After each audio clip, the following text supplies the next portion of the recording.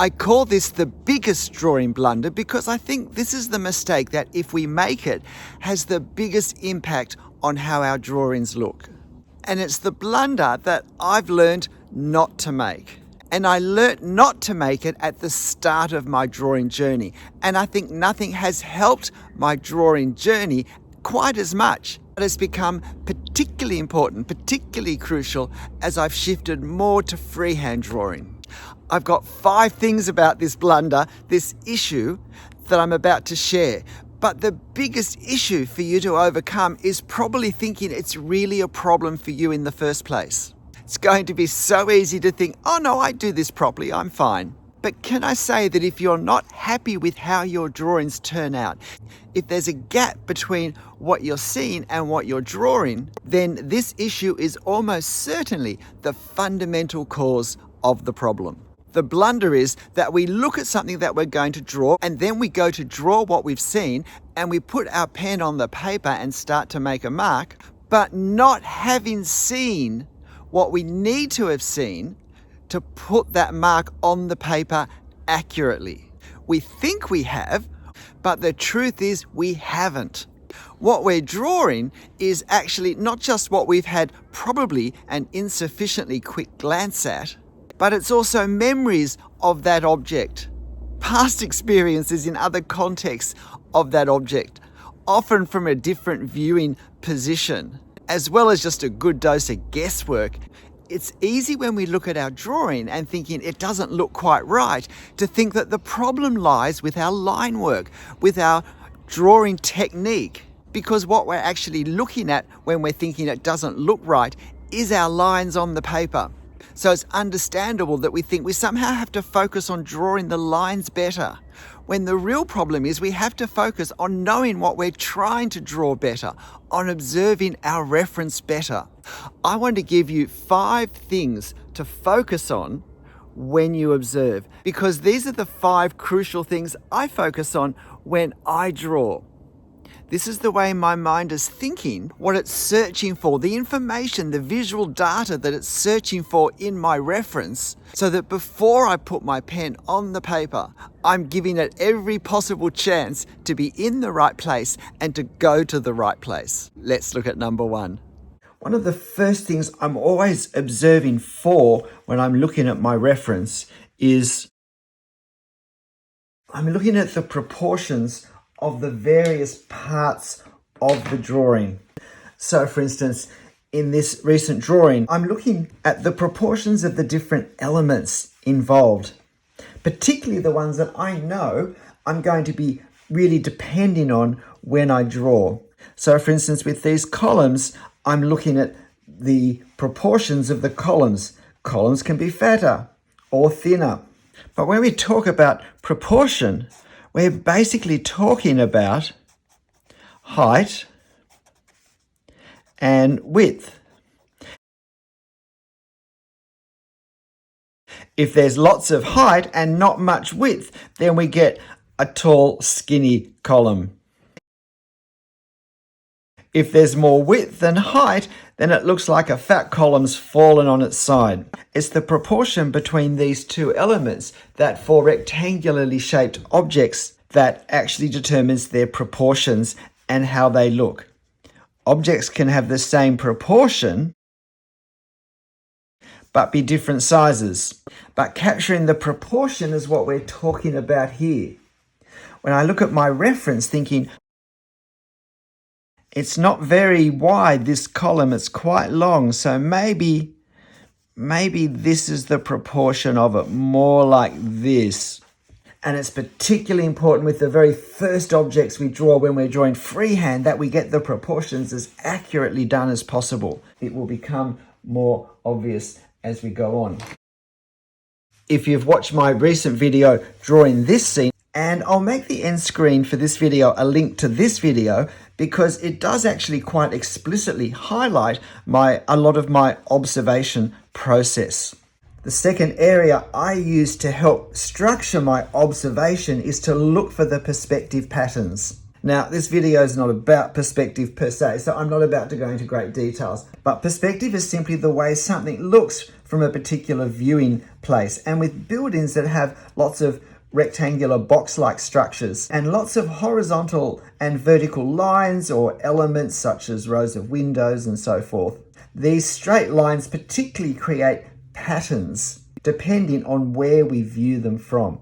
And the more I can see these patterns in my reference, the more easy it is to accurately draw them in my drawing. The basic pattern I try to find every time is, can I see eye level?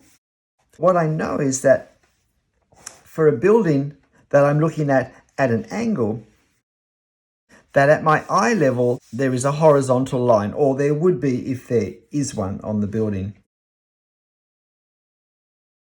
And as any other horizontal lines go above this eye level, they increase in angle. And if you were to keep drawing them all, they would all meet on this line, usually well off the paper. So that gives me a sense of the pattern of horizontal lines to expect, and I see that here. And it happens on the other side as well. More commonly, the angles are steeper on one side than the other. And every single object in this scene references the same eye level. There is only one eye level, but there can be many vanishing points. So where these lines here converge have got nothing to do with where these lines converge, or these lines converge, or these lines converge, or where these lines at the back converge. But they all converge on this line. And in this drawing, eye level is about here. There's a pretty much a straight line there. But if I understand this pattern, when I draw, I can look for it. And when I draw, I can make sure I do it. So with these lines here, if you watch this video, at the very end, I make some corrections. There's a line like this, and I change the angle just slightly, like that. And I do the same thing, I think, to a line on the other side, because it just brought it more exactly into the pattern. It was this line here. And because I know to expect this pattern, when I draw this, I can be looking out for that pattern. But careful observation for the perspective is important. I've looked at many drawings where this tower could almost look like anything, where it can look more like this or more like this. And every time I see the perspective added to a structure such as this, it screams at me that the person has looked at this and gone, oh yes, this has perspective angles. I know what they are.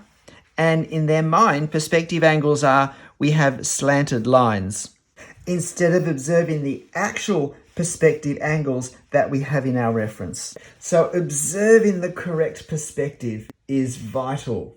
The third area I use in my observation to increase the accuracy of my drawing is alignment. And it's quite literally a lining up of things with each other. So in a freehand drawing such as this building in Brazil, I drew this first element, taking care to get the proportions as accurate as I could.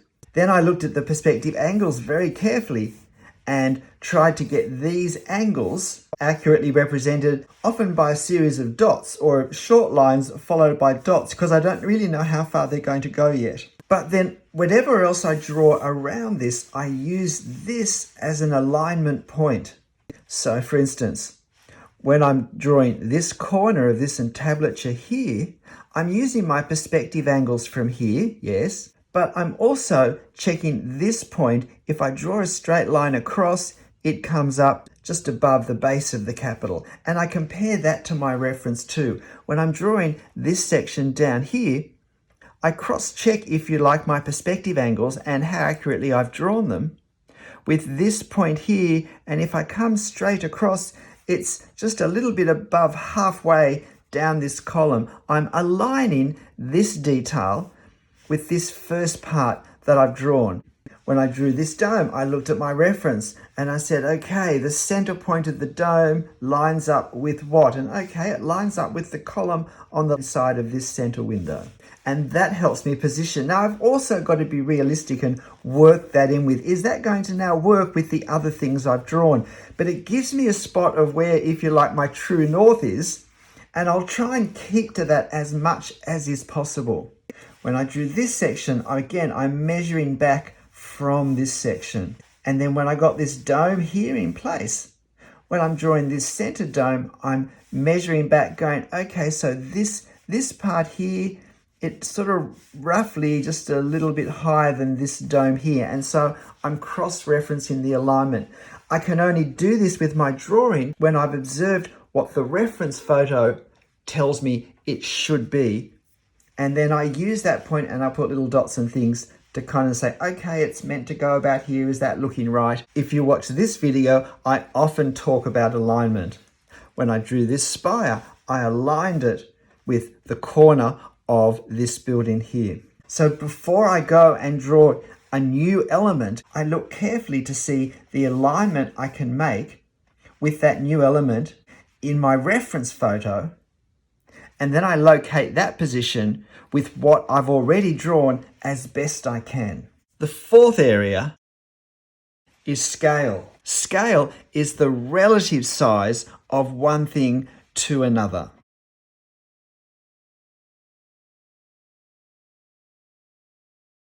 If I had drawn this figure like this, then the scale wouldn't have fit in. He'd have been too large for the place. Because people move, if I positioned him differently, he could look okay. If I put the figure here, then that's okay. He's simply a lot closer to me in my drawing than he is here. And sometimes I deliberately move figures, but if I place him there, he looks like a giant walking through the streets. And so the scale, the relative size of this man to the other figures and to the architecture around him is really important for a scene looking right. And this is a very common mistake that I often see, especially in streetscapes where there can be lots of drawings of figures in different locations. And sometimes the figures don't relate both to each other as well as not to the architecture that's around them either.